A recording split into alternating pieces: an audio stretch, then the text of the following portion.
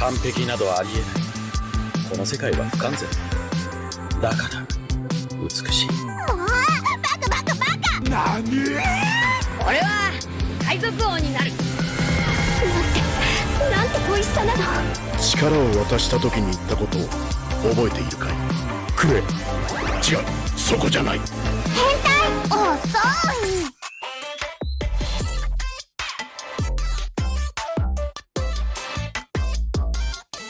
Hello and welcome to More Than Hentai, a podcast that is here to show you that anime is far more than just tentacles and catgirls. There's also countless stories of love, loss, laughs, hope, horror, and happiness that are just dying to be found.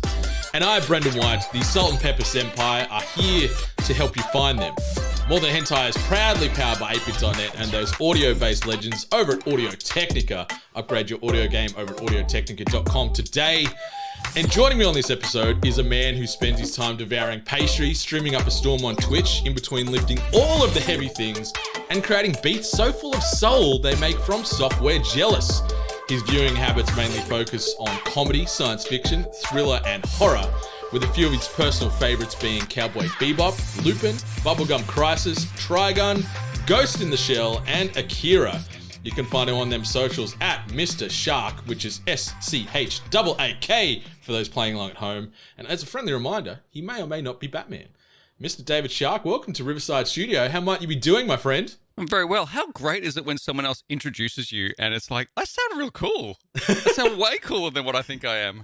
It is a highlight of the podcaster game, especially when you are coming on as sort of not the lead host and you get to sit back and rest on your laurels and hear about all the things you may or may not do. It's very touching and endearing. I'm a big fan as well. Yeah, it's funny when you just hear it coming back, because I was sitting there going, how's he going to introduce me? I don't do anything. I eat a pastry. You do many things. I think you're being very humble, very humble. Like you are a very creative and multifaceted individual, and maybe we could start things off by that, and you can give us the background story on yourself and what you do and where people can find you and anything else you wanted to share with the audience.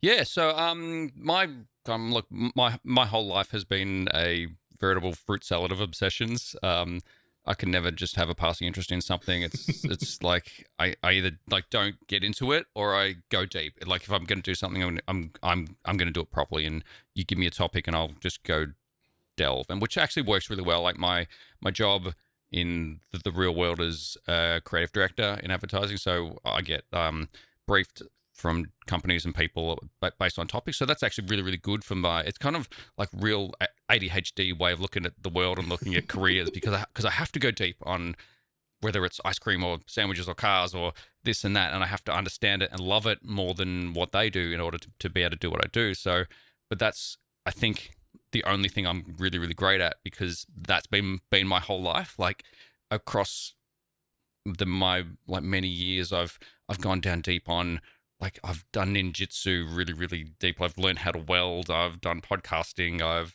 done all these things. But as my wife will tell you, I don't. She's like, oh, he's doing another thing now. He's going deep, which means expense of buying a whole bunch of stuff and learning how to do a thing. And then it's like, oh, what's this over here now? It's like a really obsessed squirrel who just like looks around. Is your garage full of just all these old hyperfixations? Like if you open your garage or your shed, it's just like, oh yeah, I remember that time I loved this, or time I was all about that. Absolutely. I've got all these big black crates, and they're labeled with a label maker of it. And it's like, there's like the magic one where I've gone and I've got like this like magic books. Like actually, I helped a magic store owner with some of their branding and stuff for their store, and they gave me store credit. So I've got like thousands of dollars of magic books in there that I didn't pay for because I did a job. But it's like, I've never read hardly any of the stuff that's in there, but I know I've got it. And that's, I think, probably another kind of insight into me. Like I really understand, like people who really love books, you either buy a book and you read it, or you just buy books because you have the potential to read them, and they're around you, and it makes you feel comfortable that, oh, I could reach over there and I could read that. I've never read that book, but like I can completely understand that. It's just the potential that when I'm in the right mood, I can go deep on that topic now.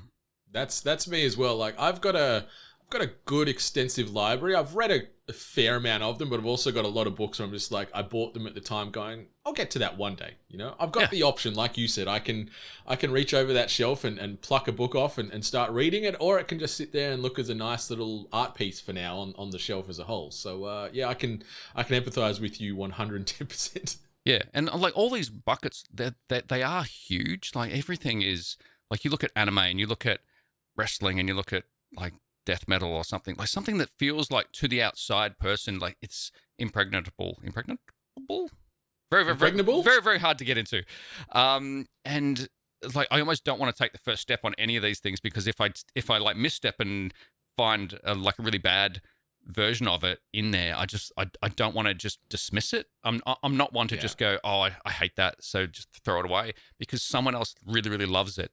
And so there must be something about it. And like one of the really kind of like, so Frank Zappa, the musical artist, he's very divisive. Like people either love him or hate him, but people who love him. So I was massively fascinated about him, but never really got, like, I didn't understand it. Like I just hated it, but not in a, like, I'm never going to listen to a way. I'm like, that's really fascinating. I have to get in there. So I basically queued up his whole discography, and he's got 100 albums, 120 albums. I just queued them up in order and started listening to it from the very first album all the way through. And I was about 6 or 7 albums in. I'm like, oh, okay, I kind of get what he's at now. And now I love him. I've been to see Zappa play Zappa live a couple times, and like the actual him being a composer but then trying to figure out a way to get people to love composed music was actually to add like really funny, almost gross, cool lyrics over the top of it and being a bit quirky about it. And that was his way of tricking people into loving composed music. Yeah, it's I admire that you stick by it. Like a lot of people will take that first lick of the lollipop, and if they don't like the flavor, they're like, you know what, I'm done, throw it away and move on. But I like the fact that once you're so focused on a topic or a genre or, you know, a whatever it is in culture, you're like, you know, I'm going to give it its due to sort of try and find where the gold is in this mountain. Because yeah, like you said, there's a lot of people out there that love these things, and I guess the science and the sort of the gray matter as to why is always just as intriguing as the material itself, right? Like trying to understand what is the secret sauce that makes it so globally known or famous or divisive or memorable, and then just trying to get to the crux of that's a thing in itself. Yeah, I mean, like, but a lot of that, like, and I would say all of the really, really cool stuff is actually below the surface level. And but when you kind of like glance at a thing, you see the surface and you go, oh, I don't really like that. But like the gooey, delicious inners is just below the crust, and that's when you like. But I think a lot of people just kind of go into the crust of a lot of things and never really find the actual joy of it. Exactly. And I kind of fear missing that part of it. Yeah, you never want to miss out on the good stuff. You never want to miss out on the next big fad or the next wave. You want to get in there, and if you can get in there early, even better. But just ride that wave out and enjoy it for all its uncertainties and weirdnesses and awkwards and quirks and everything else that comes with it. So yeah, and like anime is exactly like that. You know, from the outside observer, it's all just like crazy colors and tentacles and stuff, but it's not. Like you kind of push all that aside and go, okay, so what is it actually about? And it's fascinating. Exactly. Yeah, it's what's the next big thing you feel that's going to grab and hold your attention for a while? Is there something that you've sort of been on the periphery for a little while now, like debating, should I jump in? Do I jump in and explore this world of product or genre X or Y? Is there something that you've been thinking about diving headfirst into for a while? Yeah, actually, there's two that are happening right at this second at the same time, and they're kind of related because the same person is guiding me through both of them. So I started just recently getting tattoos because it's like I've never done it, but always found them fascinating. It's one of those things I've looked on the outside and kind of gone there. I love people with tattoos, and I think they look so cool when they're done right. And there's a real kind of specific aesthetic, and even if it is like a little bit counterculture, but a little bit self-expression. But I was always too scared of the pain because I hate needles. I pass out all of the time. Fair. But also like I love just I was too scared of finding or getting the wrong artist again, like trying to like getting the wrong way in. So, but I found a beautiful artist who's brings the stuff that I want to life. And I was really obsessive about like the first one I got, but then now I'm just kind of like, yeah, just throw some stuff on. Like we have discussions, and she's kind of then go, how about this and how about this, and like a thing that I thought was going to be real small is now really big, and it's like, oh, I'm glad we went really big. I'm glad I listened to you, because that's the other thing that I've kind of learnt from being a creative director is yes, I've got an opinion on how this should be, but the way I'm going to get the best result is if I tell you kind of what I'm aiming at and then just let you go, because then a creative person will bring the best to the table. Like, I'm not going to micromanage a creative person because I've chosen them for a reason. The hard part is choosing them, and then you just let them go. So now I've got a good artist, and she's doing some amazing work, but she's also teaching me about, at the same time, the world of death metal and black metal, which is something that I had no idea about, but I saw all these people, and people get really obsessive about it. And I was like, that feels really fascinating, but to me, it just sounds like a lot of yelling. But now she's teaching me a couple of things and like guiding me in through like bands like Mastodon and Baroness, and now I'm kind of really into Cult of Luna and Russian Circles and all these kind of things. So I'm slowly, and like, you know, Mayhem just toured Brisbane and all these things. So like I'm slowly figuring that out as well. Like, it's funny because you look at my last year's Spotify Wrapped, and I think this year's Spotify Wrapped is going to be massively different, because like last year it was like Run the Jewels and Beastie Boys and all this kind of stuff, and now it's like crazy yelly music. That's just the evolution of David, you know. It's an ongoing thing, and following those new passions and hobbies and interests is always a good thing. So anyone out there listening, if you are hesitant to jump in and have a go or try something new or unknown to you, just don't worry. Just dip a toe, see how you go, and if you don't like it instantly, just dip more of the toe. Dip more of the body in. Yeah, just dive in head first. That's the way I do head things. First and swim. Yeah, you might hit the ground, it might hurt your head, but at the same time, you're fully in there, and just like David said, just start swimming. Then you got a story to tell, whatever. Yeah, like exactly. Anime.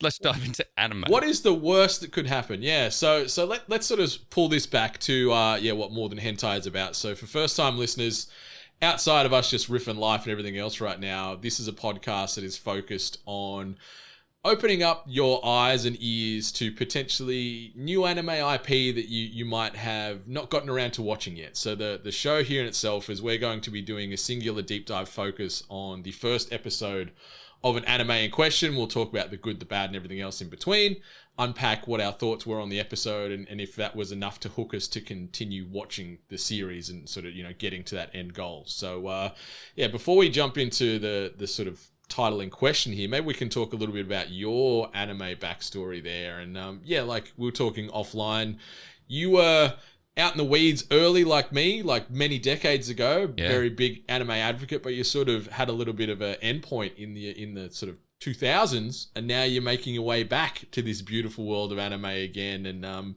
that list that I rattled off as far as some of your favorites, like the murderer's row of the 80s, 90s, and early 2000s there, like you mentioned, Cowboy Bebop, Lupin, Bubblegum Crisis, Trigun, Ghost in the Shell, Akira, all these big tentpole anime franchises, and they're all at the top of your list, eh?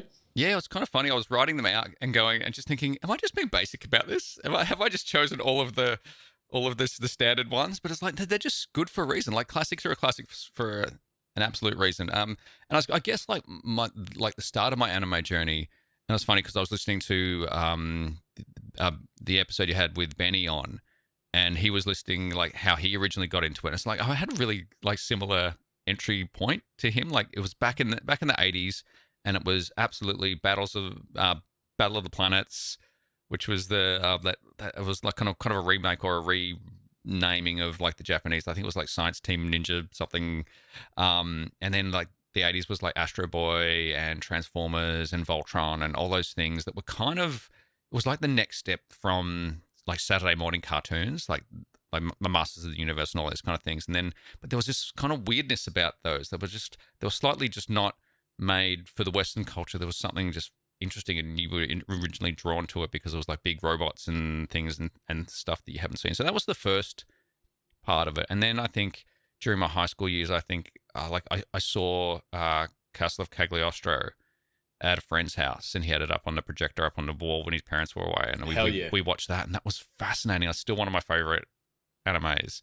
And then but then again, I didn't really, because it was like pre-internet and all that kind of stuff. Like there wasn't just the way of just going, okay, well, I like this. How do I like all the other stuff? Like the algorithm wasn't there to help guide me And I think it was weirdly, I was trying to think about this when just before the episode, and I think it was originally, remember the website Slashdot, which was really big in like the mid to late 90s when the original people owned it. But they started what is, I think, one of the precursors to podcasting. They started a show that you could download called Geeks in Space. And this was before like RSS feeds could feed you stuff. So I had to manually download the MP3, record it in real time onto a mini disc, and then play the mini disc player in my car with an FM thing. So when I was driving to my girlfriend, now wife's house, I could listen to it on the way. And it was dedication like right there. Yeah, exactly right. Like, again, obsessive nature. Like, once you really want to do something, you'll figure it out.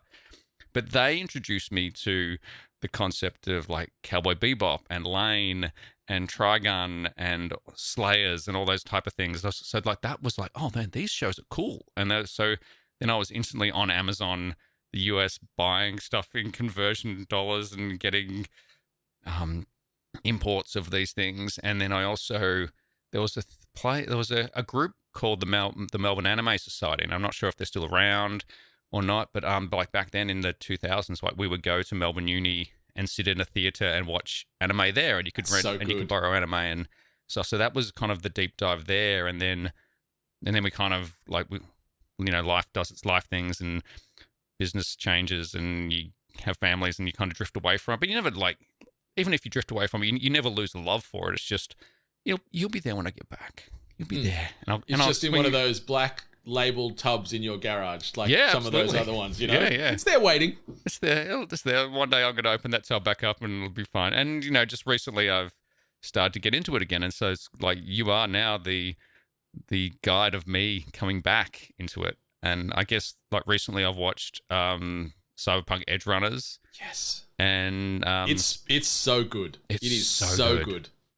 It's like, it is so authentic to, because I used to play the pen and paper role-playing version of the Cyberpunk game, and it's like, it's got all of that in it. Because I was like, how good is this going to be? And it's like, oh no, you've got everything that I want in here. It's got all the craziness, all of the everything. That, and I've watched Spy Family as well.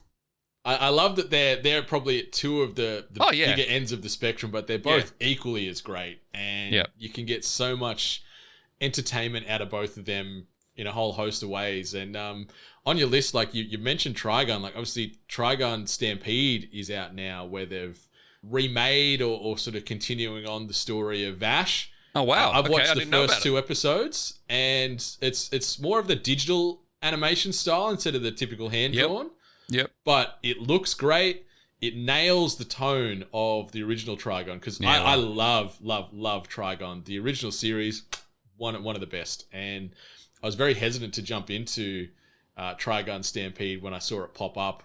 It came out a couple of weeks ago on Crunchyroll, but I've watched the first two episodes. I'm like, you know what? This is really good. This is really fun. The tone feels very nostalgic in all the right ways. It's the same old Bash that we're used to, and everything else in between. So definitely peek that when you get a chance on Crunchy. Yeah, it's got I think it's 3 or 4 episodes of the sub version, and then the dubs drip feeding out as well a few weeks behind. So depending on your preference, it is there, and it is pretty good. I'm kind of want to watch the subs, but not through through this puristic form of like, I have to get it right and I have to watch it the right way. But I should watch the dubs. It's so much easier to like glance away for a second and then go, wait, what happened? I didn't understand that. That's my biggest problem. Like when there's some of these really, especially the big emotional, taxing stories where like it feels like if you miss that one key line or that one key reference on a sub, you just go, what the hell just happened? Like, I don't know the context anymore. I don't know the mood in this scene now. So having to rewatch on a sub can be tough, where at least the dub, like you said, you can be reaching over to your phone or, listening to something else at the same time. You can be 90% in, 10% everywhere else, and it can still give you that same emotional impact. But also, like anime is such a visual medium, and I find myself looking at the bottom quarter of the screen the whole time and almost missing all of the beauty and all of the action that's happening up there with like all these cool designed robots and stuff. I'm reading, making sure I've got all the words down. Yeah, my goal this year, part of my, like, I'm not going to say New Year's resolutions, I hate that, but one of my 2023 goals is to finally start learning Japanese.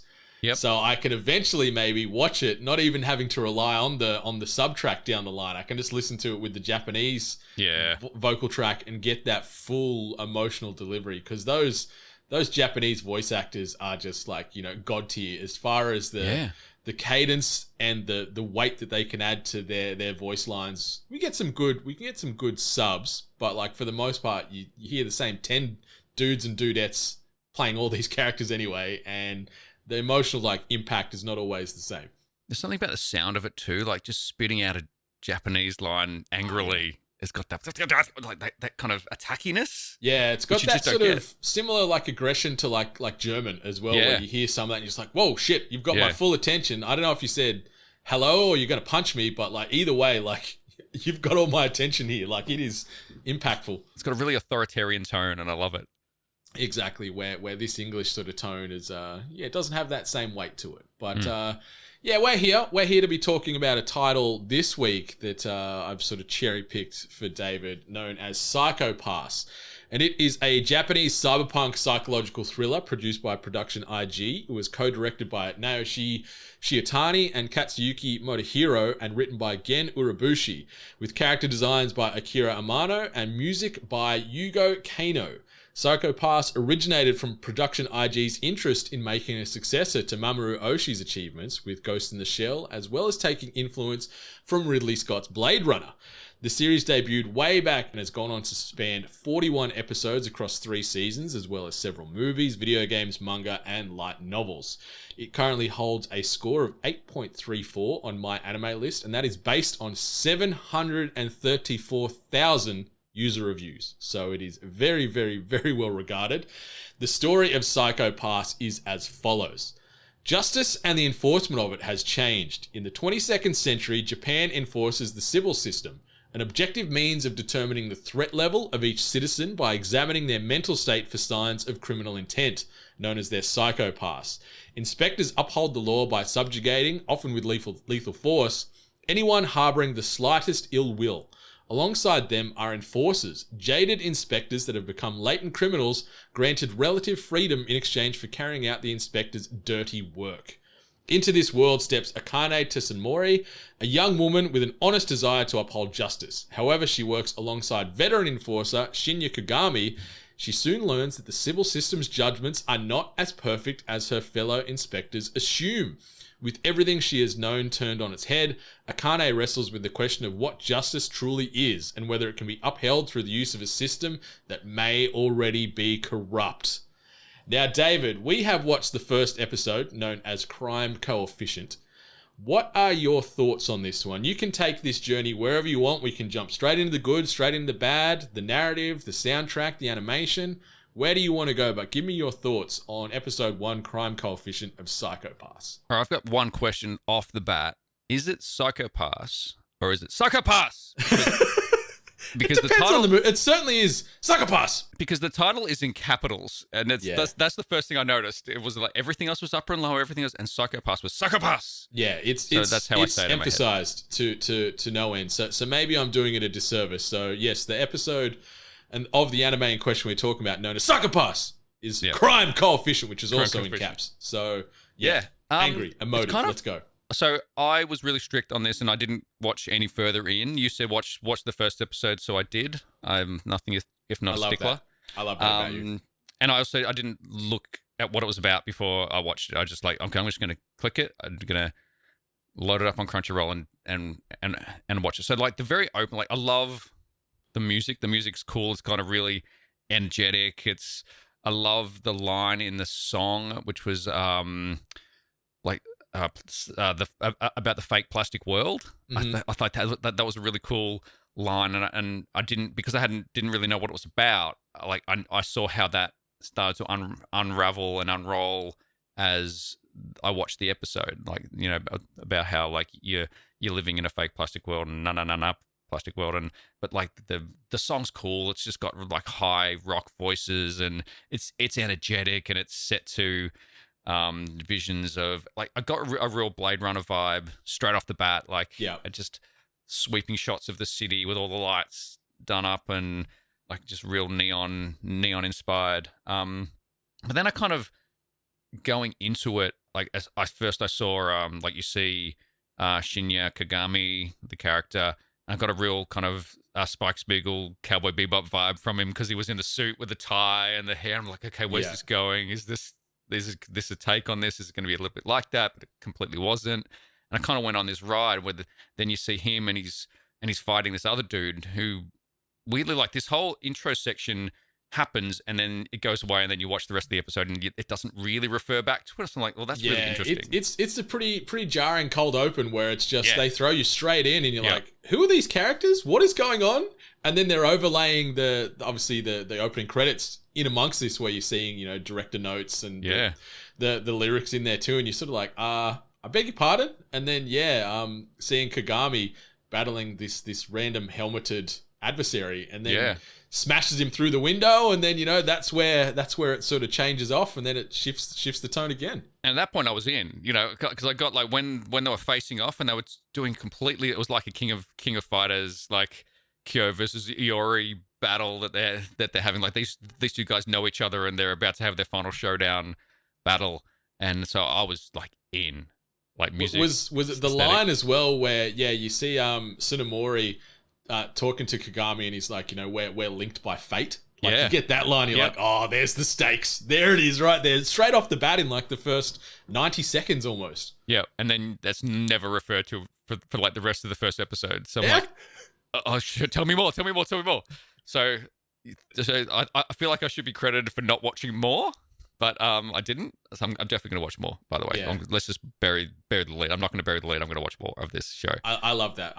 And, I admire the hell out of the fact that you just sat on the first episode. You did a couple of rewatches, and it just hooked me. Same thing. Like, I remember watching it way back in I didn't watch it the year of. I think I watched it maybe a year or two later, maybe 2014 or whatever. And same thing. It just hooked me right from the get-go. That neon palette, that Blade Runner is such an easy comp, and I had to do that as like a master analysis in my year 12 English class. So I watched Blade Runner, I don't know how many times over the years, maybe like 100. And the fact that I just got that straight away, and just that, bleak, downtrodden Japan combined with this future that's in a bit of dismay, where we've got AI mixed with what it is to be human, that constant byline, that constant what is life, whole type of thing going on, and then just that real gritty, grungy, dirty future that is very scary to think about. Like, I remember with Blade Runner, like, that was set in 2019 when it was shot in the 80s, and you sit there and was it actually 2019? Because I was actually talking to my wife last night going, when was Blade Runner set? Because it feels like it was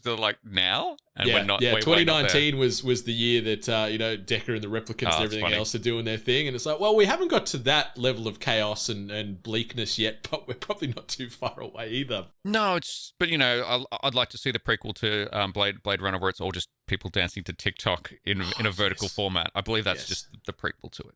Yeah, I would not be sad about watching that. I love Blade Runner. Even the sequel was great. And it's great. I think are they making a third, or are they making a TV something? Anyway, but a lot of Blade Runner homage in Psychopass, definitely. Psychopass. And it just feels great. So after that cold open and that banger of a opening track, very synthwave dominated sort of soundtrack throughout the show, and it just sort of really echoes this world really well. I think it's a great contrast and really elevates some of the scenes and the character moments. But then it sort of shifts, and we jump to, we meet Tsunemori, who's one of the lead protagonists. She's a new sort of female that's on the beat, and they sort of go to this tower where there's a crisis and there's a kidnapping situation, and it plays out from there. What did you think when we jumped into sort of her in direct shoes and they introduced her and this broader thing in regards to the enforcers and their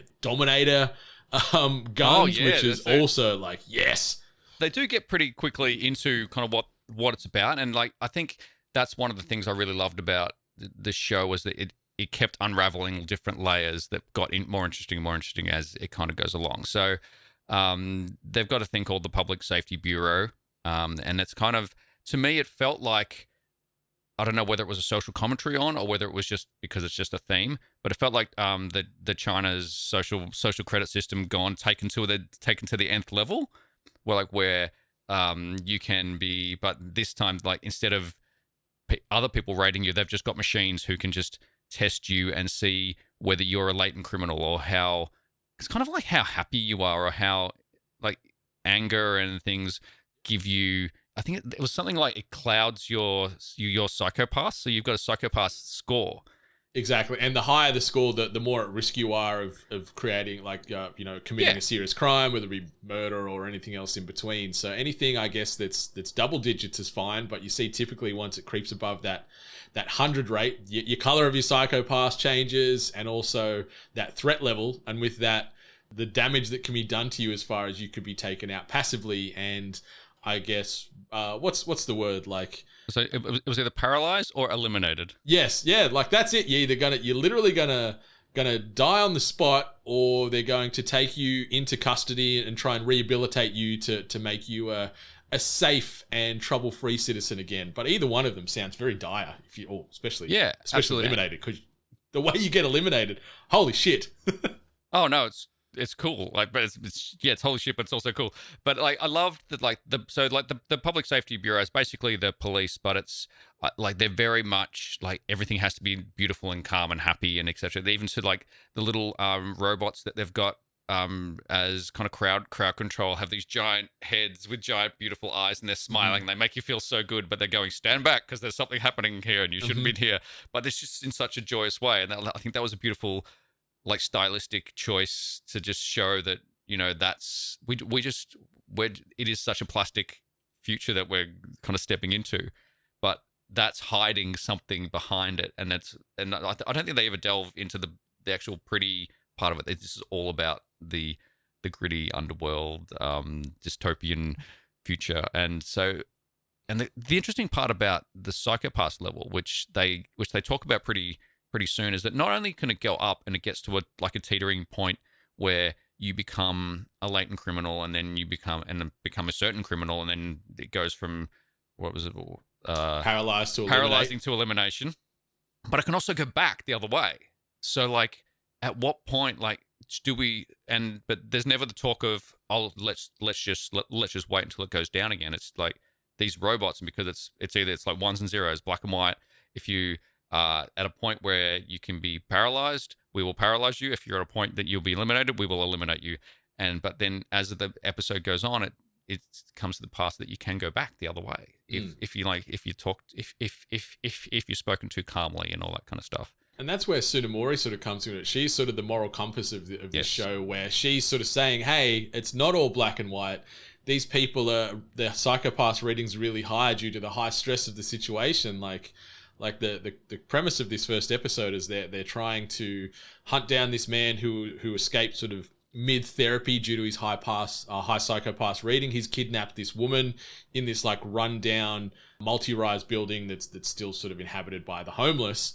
And so they're trying to capture this guy, but then due to the stresses of this situation, this poor woman that he's taken hostage, and he rapes her and he's assaulting her and all this stuff, then she becomes a potential threat, but due to no fault of her own. Like, she's just like, I'm having the most horrific night of my life here, and then they're like, we need to now factor her into the equation too, even though it's through none of the things she's done actively. It's really sad to see. That your psychopath is not just criminal intent; it's just stress, and so that could lead you to be eliminated, which is like a really interesting question to throw into the storyline.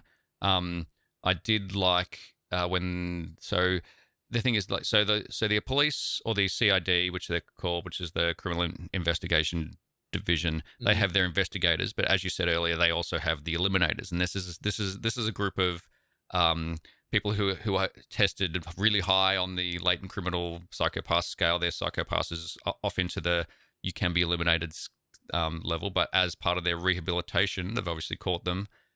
They've brought them back in as I kind of felt it was a little bit like the Expendables. Yeah, like they're just hired guns. Like they're the enforcers. Like, it's people on death row almost. They're like, you know what? We'll take some time off your rap sheet or whatever. You go in there, you do what you got to do.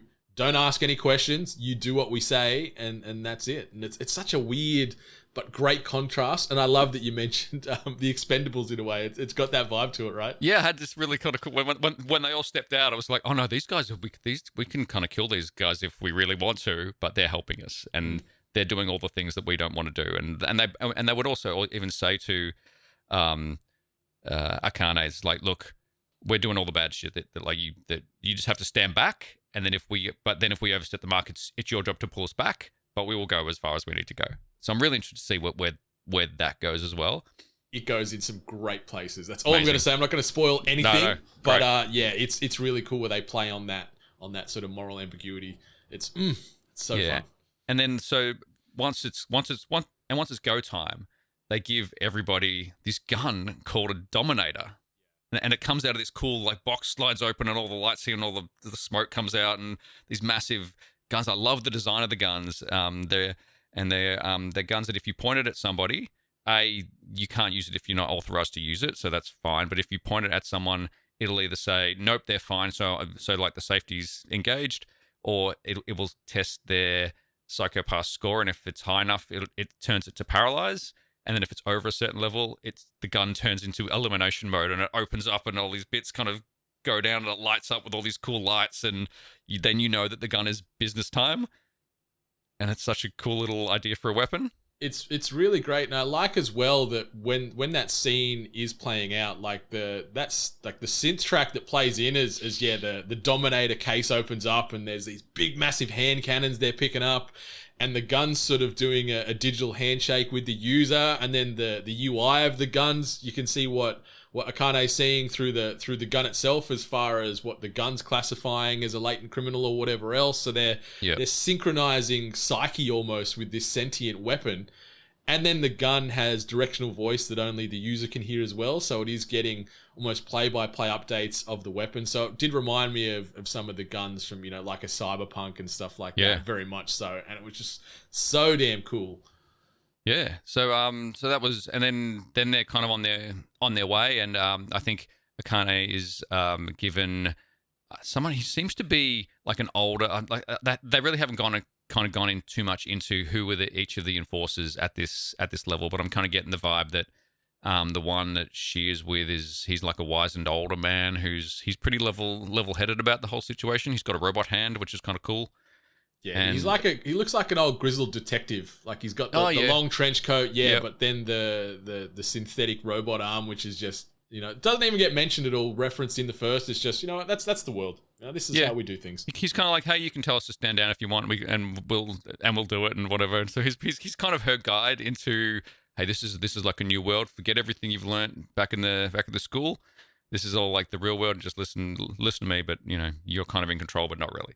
Yeah, he sort of comes in almost as that senior that's taking the rookie for the first night on the job. Like he's guiding her through how these things usually play out, what to be looking out for, things to be mindful of, and just giving her little tips and tricks along the way. He's a good sort of positive influence, because some of the other ones they all are convicts for the most part, and you see some of the sexism and oh, she's hot, let's go with her. Like I want her on my team. They're looking at her as a bit of eye candy. And some are a bit wild, a little bit more violent than others, and whatever else. But he seems he's very straight laced in comparison to the others. It feels like he was a cop back in the day, and he got done for whatever reason, and he's now indirectly back in those shoes again. Yeah. So then they go on their mission into the slums, and there was something interesting that was mentioned, like I think earlier in the show, about that they had to go in because it's an area where the drones couldn't go in, which leads me to believe that that they would send out drones to eliminate or paralyze people as well, which is even more on the edge of like just societies run by AI and black or white, and even sending the crew out is like a half step. If they could just automate the whole thing and it'd be real lethal and black and white, then they would absolutely do that. Yeah, it feels like that's the end goal, right? This is just the stopgap, because I can't remember what they were calling. I can't remember if they're calling like receivers or something, but they had been able to, I guess, deploy that tech where the drones would be able to take over those broader areas. So it is still a manual process where they send in this crew instead. Yeah. And then, so our protagonist, or our villain of this episode, he was, like you said, he was someone who's rejected his therapy and gone out on his own. They mentioned something about that maybe he had incompatible drugs, which is a kind of an interesting topic as well, which I hope that they explore further on. But he's now on the run, and he's, like you said, kidnapped a young woman, and he's keen for the taste of the touch of real flesh versus the AI or whatever they would have. So he's about to commit some serious bad crimes. We don't get much of his backstory. Yeah, we get those sort of little snippets, just enough to sort of, I guess, paint a fuller picture of this man and why he is the way he is. And yeah, he's very broken. He's very unhinged. And how much is that on him as opposed to the society in itself is a thing that will be certainly unpacked in future episodes. Like you said, the medication thing, like how much of that played a part in him becoming the way he was in this moment is some interesting things to think about. But yeah, there's a bit of a chase scene as these teams from Division 01 are canvassing this building to try and track him down. He's pretty nifty, like he's pretty handy in getting in about. Like he jumps out of like a 3rd-story window with his hostage in tow and managed to avoid the first sort of crew that's chasing him, and then they end up tracking him down in this sort of bottom end, almost basement area of this multi-rise complex. In the industrial part of it, there's plenty of vats and stairwells and whatever else going on down in the bottom end, and that sort of definitely a seedy aesthetic going on. In that certainly area. It's very dirty, very grimy, very gross. But it's just like it adds to just this scene and just this world in so many ways. The subdued storytelling just through that environment, the griminess of it, I think really just adds some weight to just how messed up it is in the 22nd century, especially in Japan. So they sort of catch this suspect, and then they're trying to talk him down, calm him down and whatever else. But then obviously there's the whole, what severity do you use on the Dominator? Paralyzer mode to try and knock him out and rehabilitate him again? Or what do you do from there? But then something happens very out of nowhere that feels like they've sort of calmed him down and they're sort of talking him off the metaphorical ledge.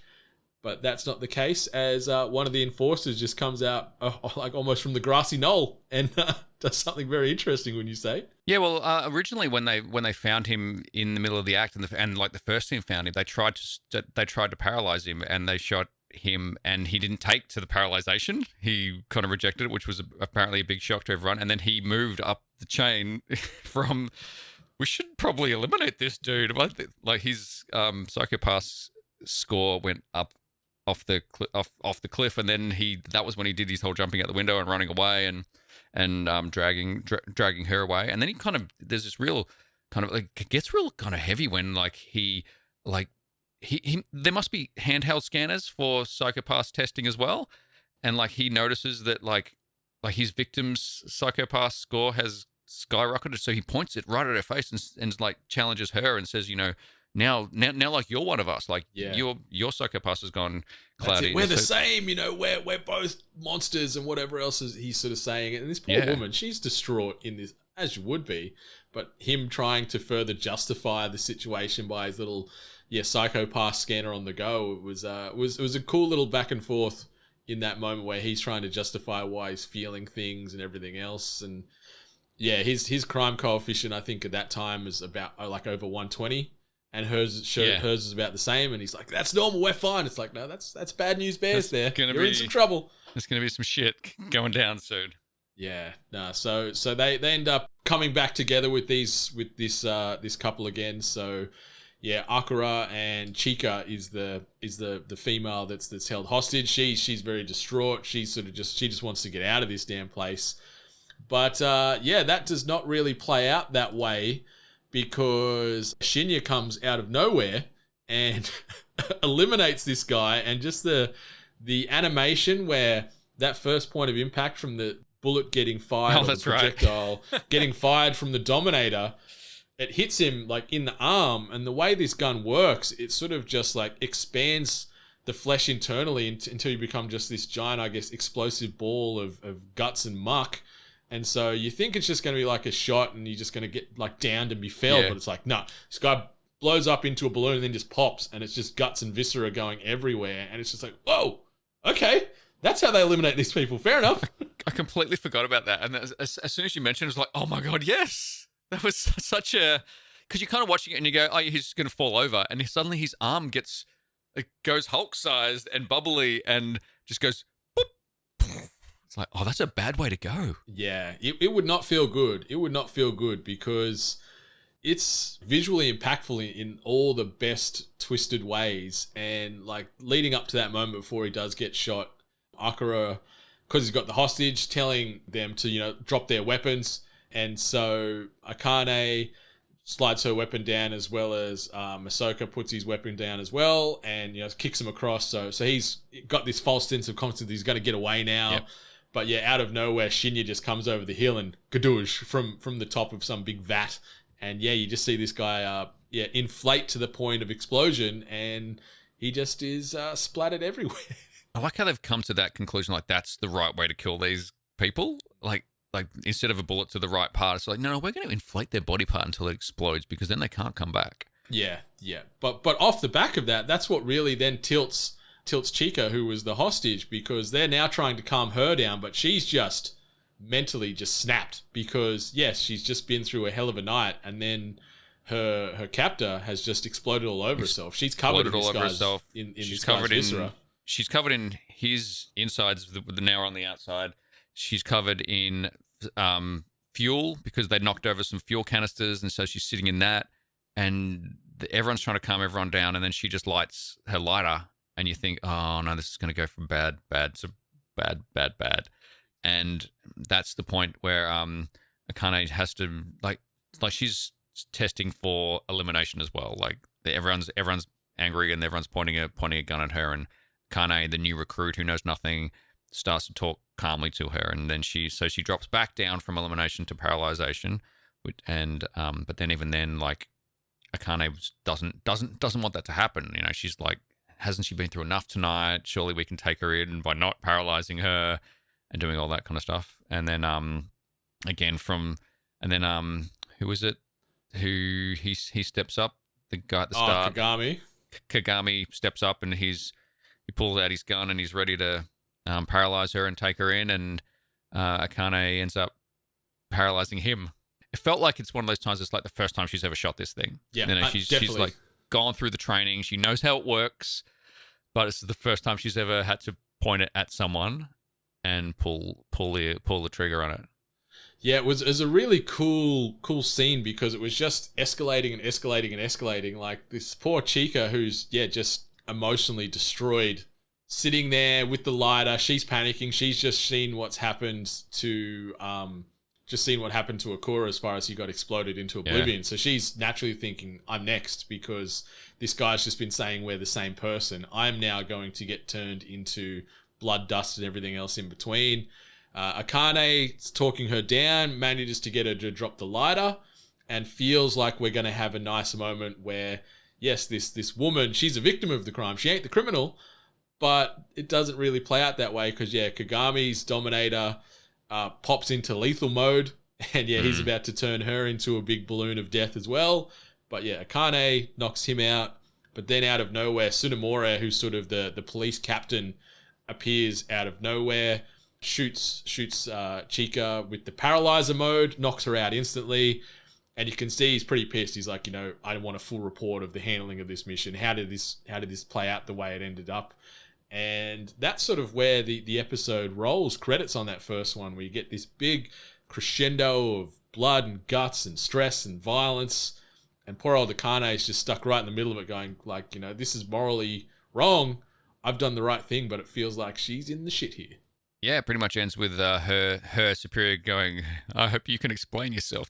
And then it's like, it's done. And it's like, oh yeah, I really want to see what she does. Yeah, it ends on a great cliffhanger. Like it ends on a big moment.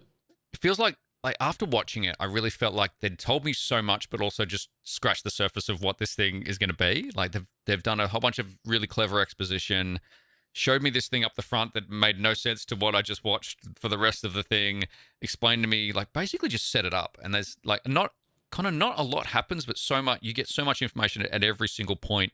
There's almost not a wasted frame or a wasted moment in this episode because there's so much to get through. Completely agree. Like the 20 odd minutes that the episode runs 4 is just jam-packed with little moments and little breadcrumbs to follow and look forward to having more of in future episodes. And I think my favorite line that really sort of set the tone early in the show was right near the jump where they're sort of saying, the best way to track a beast is with a beast, and that was sort of the introduction of the enforcers. I'm like, yes, this is cool. Yes. This is some real hunter versus hunted type of mentality here. But overall, the tone is great. What did you think? Like, as far as the animation, the soundtrack, the narrative, it was that first episode. Well, you said you're going to keep watching, but it really hooked you in the right ways. Yeah, it did. And it's one of those things, I think, like we were talking before we came on air about, like, I love animation that does stuff that you can't do in movies. And I think, but I think like a lot of this stuff could be done in a movie until you get to the Dominator gun and the exploding arm thing. And it's like, that's the bit that you go, oh, okay, yes, we're watching an anime. And it's like, that's that really exciting part where it's like, you don't expect it because they almost weirdly, they lull you into this into this world of like, no, we're just telling you a story, and it's kind of talky heads and drama and crime and etc. And then someone's arm grows and explodes because of this gun that can change, and you go, oh, okay, now that's the craziness I want. I just want a little bit of it, and it has to be there. Yeah, it's stealing a line from Masoka on that. Like when he's talking to Akane, the line, like not only that he says to her, but I guess it's a nice way to sort of put a bow on this show as well, as he says, be prepared to be unprepared. And that's this show. Like, you feel like you've got a good read on the tone and the pacing and this world, and then something like the Dominator in lethal mode goes off and you're like, oh, okay, there's a lot more to this that I was not expecting. What is the next big shock? What is the next big metaphorical body explosion that's going to come my way in these 3 seasons? Because you got a lot of psychopaths to consume should you choose, that's for sure. Yeah, I quickly jumped on the Wikipedia page and it's like, I just expected it to be a one-off series or something. It's like, oh no, there's so much.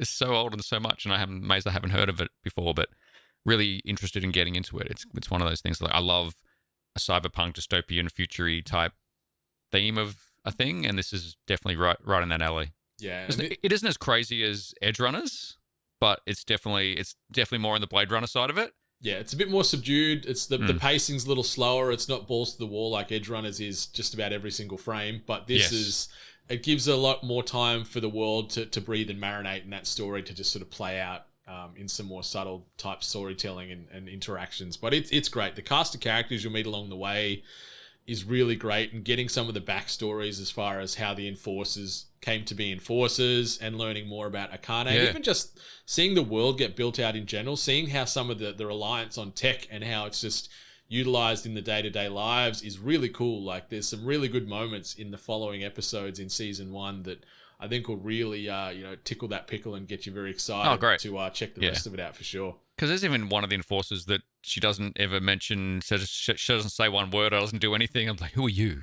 What's your story? Are we going to learn about you? Yeah, the good thing is, every character gets enough time to have some type of validation as to why they're there or how they came to be in this world. So it's really well done. It's interesting because this didn't sort of start as a manga. This started as the anime form, and then they wrote some manga and novels off the back of the success of this. So it's kind of cool that the script is flipped a little bit as far as how most anime comes to be. So this was just done as a bit of a love letter from Mamoru Oshii and what he's done with Ghost in the Shell and some of those favorites of yours. They wanted to try and pay a bit of homage to him, and I think they did that with this show. Have you got a favorite or most memorable scene from episode 1? No.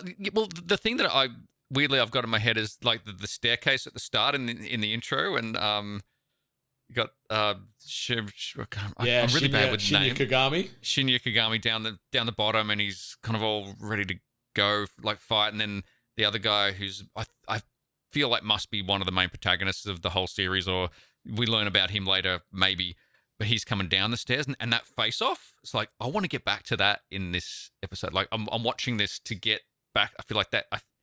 That could have been a past thing, but I want that to be the future thing. I want to see if we get there.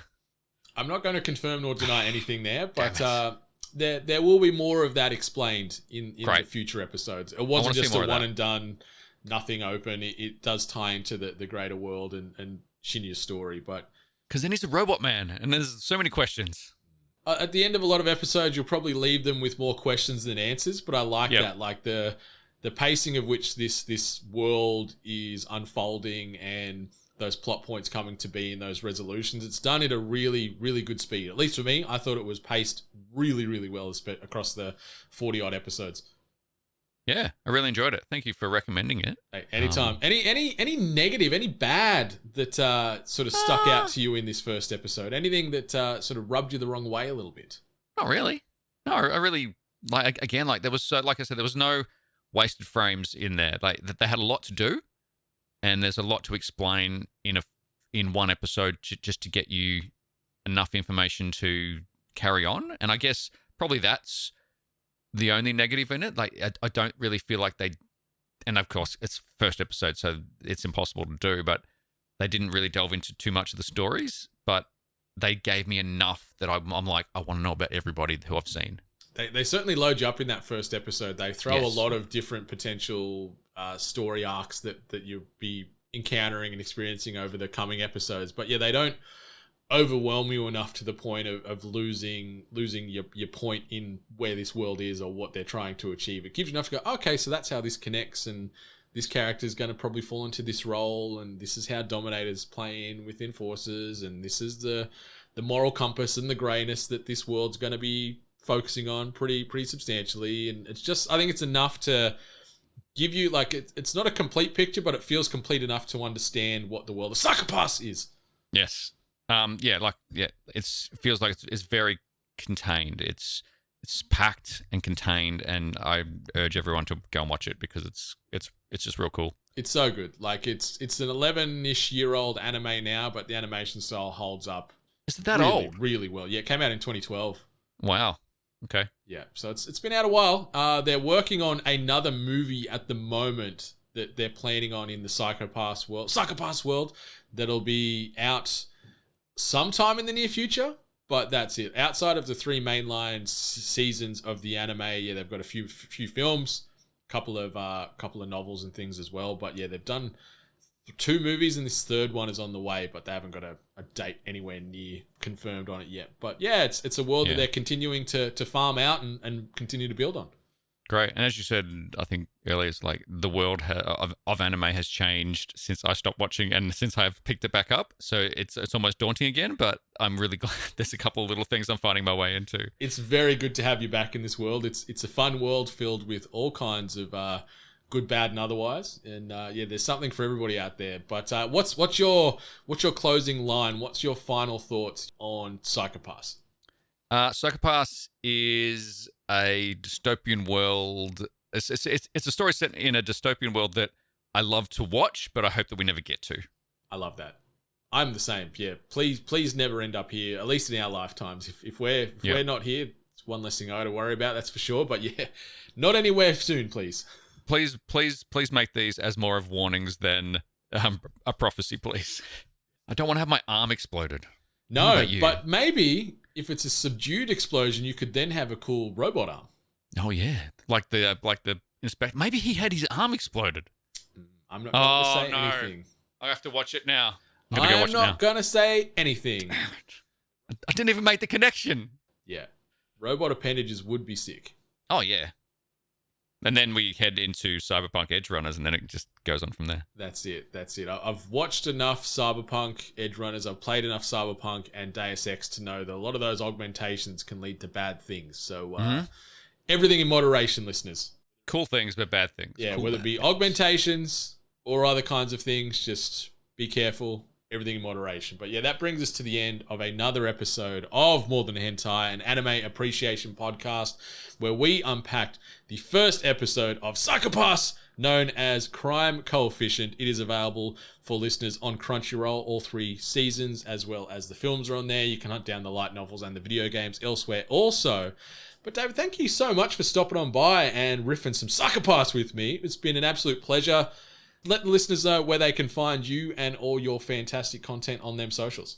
They can find my random assortment of contents. You can just follow me on Mr. Shack on pretty much everything. MisterSchaak. I'll be streaming some stuff on Twitch, I'll be eating pastries and lifting things on Instagram. and just doing a bunch of nerd stuff. Hope got some ideas for a podcast going forward. So there'll be definitely some more from me. Hell yeah. Hopefully looking forward to maybe getting down to Melbourne for PAX this year. So maybe we can have a chat in person. Definitely. And I can take you for some of the best pastries you will ever find. I'll take you to Loon, which is one of my favorite places. Obviously, they've got them all over the place. But we got a Loon in Brisbane, and I keep had forgetting it 3 times last week. It's so good. They are god tier as far as the pastry absolutely. game. And if you want to talk about obsessive insights into things like Kate Reed, who runs Loon, is the absolute obsessive compulsive. She has a history in Williams Formula One aerospace design, and then has moved that into the creation of pastries. It's so great. Yeah, listeners, if you're hunting for a good pastry, do yourselves a favor and search Loon, Lune. I don't know where else they're based. I know we've got 2, maybe 3 here in Melbourne now, up in Brisbane. So they are slowly but surely taking over Australia and hopefully soon the world, because those pastries are game changers. It is so delectable and delicious and just so yummy. But yeah, listeners, thanks as always for stopping on by. Be sure to rate, review, subscribe this podcast, as well as all the other podcasts you're listening to, whether they're 8-bit related or just in your general listening rotation, because those ratings and reviews help keep the emotional lights on in our hearts, takes no time, costs no money, and means the absolute world to us. Same goes with those people you're watching on streaming platforms. Just be sure to chuck them a follow, and if you can, chuck them a sub, because those dollars and follows keep us all tracking, keep us all relevant, and all that good stuff. But that brings us to the end of another episode of More Than Hentai. Be sure to follow myself at Brendan8bit. Be sure to follow David at Mr. Shark, as well as 8bit as a whole at We Are 8bit. But until next time, whether your anime be dubbed, subbed, or still yet to come, enjoy yourself, stay hungry, much love to all those fantastic waifus out there. Goodbye.